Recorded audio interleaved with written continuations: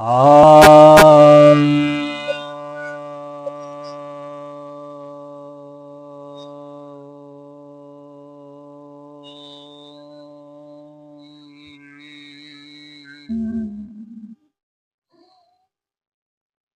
सभी भक्तजनों को सप्रेम नमन।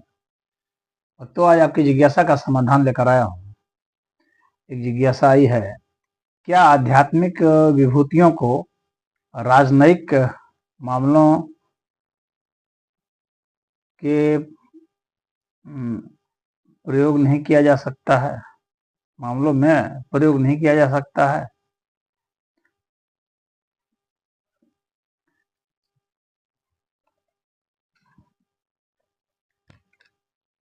पुराने जमाने में तो ऐसा होता था। हमारे शास्त्रों में तो बताया गया है कि संतों को अपने यहाँ जो है, उनके जो राजाओं के जो गुरु होते थे, कुल गुरु होते थे, तो उनको जो है भेजा जाता था अपने शत्रुओं के यहाँ भी, या अपने पड़ोसियों के यहाँ भी, या दूर दराज के दूसरे राजाओं के यहाँ भी, तो वहाँ भेजा जाता था उन्हें। जैसे पांडवों ने धौम्य ऋषि को अपना गुरु बनाया था और उन्हें भेजते थे जिन राजाओं के पास अपना संदेश भेजना है। तो राजनयिक के रूप में हमारे यहाँ परंपरा रही है भेजने की। अब जब से ये सरकार बनी है भारत में, जब से संविधान लागू हुआ है, तब से इन लोगों को हटा दिया गया। अब इसकी जगह पर जो है दूसरे लोग जो है अब वो भूमिका निभा रहे हैं। अधिकारी सब भूमिका निभा रहे हैं, जो पेशेवर हैं वे भूमिका निभा रहे हैं। लेकिन जब कोई आध्यात्मिक व्यक्ति जाता है, धार्मिक व्यक्ति जाता है, तो उसका एक अलग एंगल होता है। उसके बोलने का तरीका, उसको समझाने का तरीका, कन्विंस करने का तरीका सब अलग होता है और उसकी आभा अलग होती है, उसकी विलक्षणता अलग होती है और वह ज्यादा बढ़िया राजनयिक सिद्ध होता है। लेकिन उसके लिए आपको वैसे को भी, मतलब वैसे संतों की भी जरूरत पड़ेगी जो राजनीतिक महत्व को समझते हो, जैसे चाणक्य थे।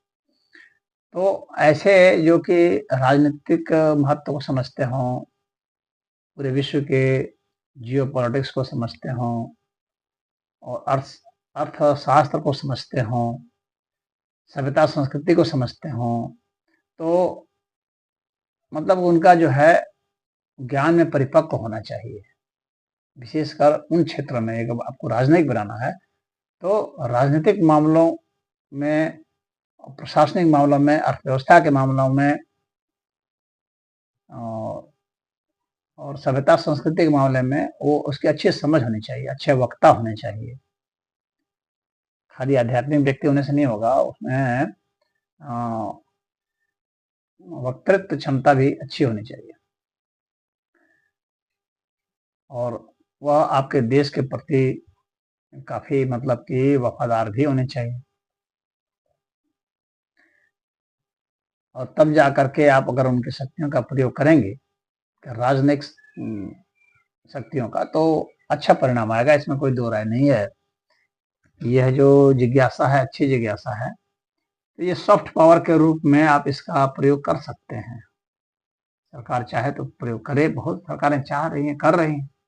आप देखिए चीन जो है एक तरह से वह जो है कम्युनिस्ट सरकार है, वामपंथी सरकार है, वो धर्म, वो नास्तिक लोग हैं सरकार के अर्थ में। लेकिन उन लोगों ने वहाँ के जो हैं, जो बुद्धिस्ट मॉन्क हैं, उन सब का प्रयोग किया है सॉफ्ट पावर के रूप में। जा करके अलग अलग जो है जगह जा करके उनका चाइना का जो है वातावरण बनाते हैं और मतलब चीन के प्रति जो है अच्छी समझ लोगों में और सकारात्मक समझ उत्पन्न करते हैं, तो उनके देश को रिप्रेजेंट करते हैं वे। और वहाँ जा कर के मतलब कहीं पर जा कर के कोई संस्था खोल लेना और चीन और वहाँ की सभ्यता संस्कृति के विषय में बताना, इस तरह करते हैं। इसी तरह से आप देखेंगे कि ईसाई देश भी हैं, तो वे भी अपने मिशनरियों को भेजते हैं और वे जो है वहाँ एक सॉफ्ट पावर के रूप में दूसरे देशों में जा करके करते हैं, वहाँ की सभ्यता संस्कृति को फैलाते हैं। और उनका सपोर्ट जो है वहाँ की सरकारें करती हैं, सरकारें भेजती हैं ऐसे को। और वो एक तो जो खुद जो है धार्मिक अर्थ में आकर के करते हैं, एक तो वे हो गए, और एक हो गए जो सरकारें ही भेजती हैं, करती हैं। तो भारत को भी सीख लेना चाहिए, भारत की भी परंपरा रही थी पहले भेजने की, लेकिन अभी परंपरा जो है यह नहीं हो गई है, तो सिर्फ जो है अधिकारी वर्ग ही जाता है, यह उचित नहीं है। आपको अपने यहाँ के हर तरह के लोगों को इस अर्थ में प्रयोग करना चाहिए, सॉफ्ट पावर के रूप में। भारत जिस अर्थ में भी अच्छा है, कोई योग सिखाने वाला अच्छा है, योग गुरु है, जैसे मान लीजिए बाबा रामदेव को माना जाता है, तो बहुत सारे हैं, लेकिन मान लीजिए कि जो हैं तो उनका प्रयोग कर सकते हैं।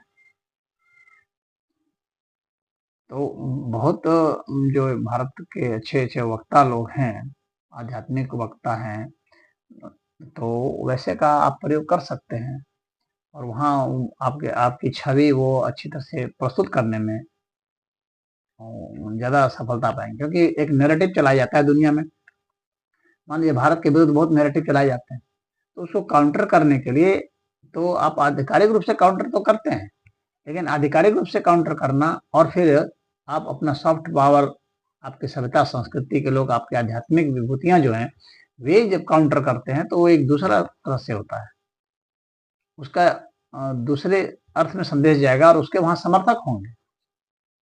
तो अब भारत के लिए तो एक अच्छी बात यह है कि भारत में सभी धर्मों के लोग रहते हैं और अच्छी संख्या है सबकी, और उसमें सभी के गुरु हैं, चाहे जैन हो, चाहे बौद्ध हो, चाहे सनातन के हों।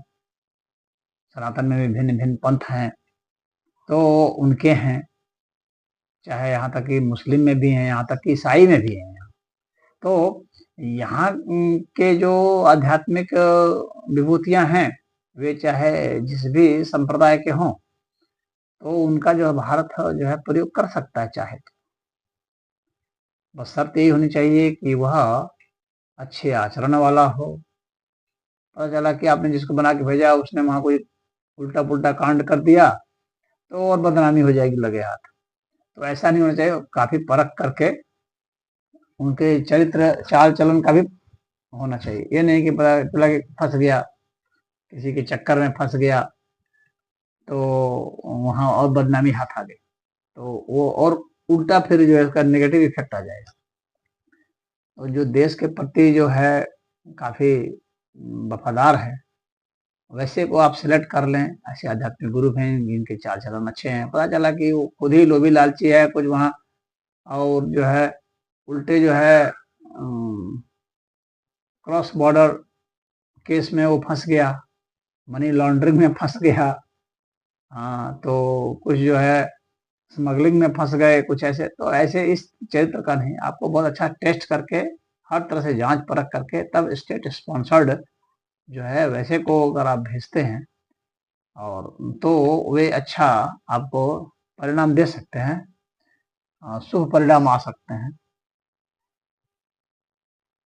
तो हालांकि यह जो है इसको परखना और लंबे समय तक और उसके बाद भेजना परिपक्व हो करके, वह अच्छा रहेगा। तो सलाह तो ठीक है, लेकिन जो है इसमें बहुत सावधानियां भी हैं, और ऐसे का सिलेक्शन करना, और फिर जो है उनको आप सरकार भी अपनी तरफ से कुछ ट्रेनिंग दे सकती है, उनको बता सिखा सकती है। तो वैसे लोगों को आप भेजेंगे तो मैं समझता हूँ कि भारत के विरुद्ध जो नैरेटिव चलते हैं उसको काउंटर करने में सुविधा होगी, और भारत अपने समर्थन में अपना नैरेटिव खुद गढ़ सकता है, अपनी सभ्यता संस्कृति का प्रचार प्रसार करके भारत के लिए माहौल बना सकता है बाहर में, और इससे भारत की प्रगति होगी, भारत में इन्वेस्टमेंट भी आएंगे, और भारत के प्रति जो है उनका नजरिया बदलेगा। तो ये अच्छी बात है। ऐसा अगर भारत सरकार करे तो इसमें इतना ही। हरि ओम।